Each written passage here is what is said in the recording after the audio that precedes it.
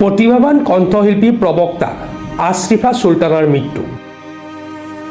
নগাঁও আৰু মৰিগাঁও জিলাৰ সীমান্তৰ জাজৰিৰ নিচান্তল নিবাসী প্ৰতিভাবান কণ্ঠশিল্পী বৰছিলা কণপাই বৰদলৈ মহাবিদ্যালয়ৰ প্ৰবক্তা আশফিয়া চুলতানাৰ মৃত্যু।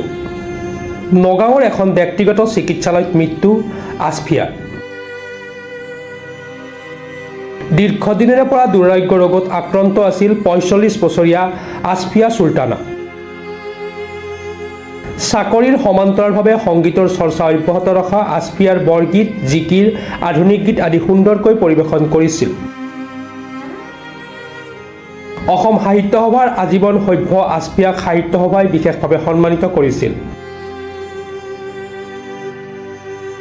প্ৰতিভাবান কণ্ঠশিল্পীগৰাকীৰ মৃত্যুত বৃহত্তৰ জাজৰি অঞ্চলত শোকৰ ছাপ পৰিছে।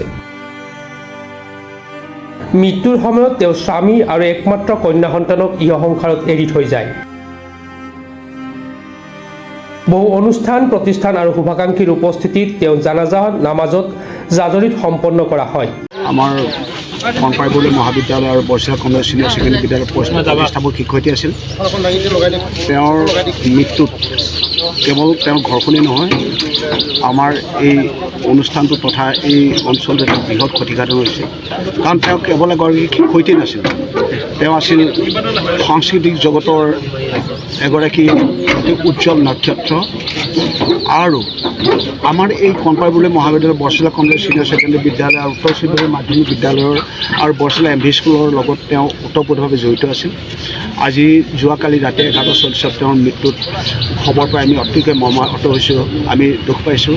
আৰু সেয়েহে আজি তেওঁৰ অন্তিমবাৰৰ কাৰণে শেষ বিদায়ৰ বাবে তেওঁক আমি আমাৰ মহাবিদ্যালয়ত আজি আমি তেওঁৰ নশ্বৰ দেহ আনি আমি শ্ৰদ্ধাঞ্জলি জনাওঁ আৰু তেওঁৰ আত্মাই যাতে চিৰ শান্তি লাভ কৰে তাকে ভগৱানক প্ৰাৰ্থনা জনাইছোঁ। ইমানেই। বটদ্ৰৱৰ পৰা Azharuddin Ahmed report, প্ৰাতঃ time digital.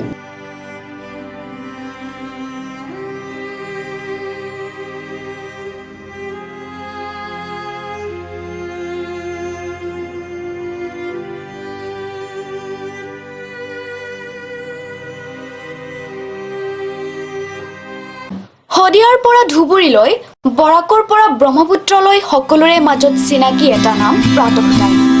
থলুৱা ভাষা, কৃষ্টি আৰু সত্য বাতৰিৰ আধাৰত প্ৰতিষ্ঠিত খবৰ প্ৰাতঃ টাইমৰ প্ৰতিটো বা বাতৰি পুংখানুপুংখভাৱে চাবলৈ Facebook, YouTube, website, Twitter, Instagram আৰু ব্লগাৰ পেজত লাইক আৰু ফ'ল' কৰক।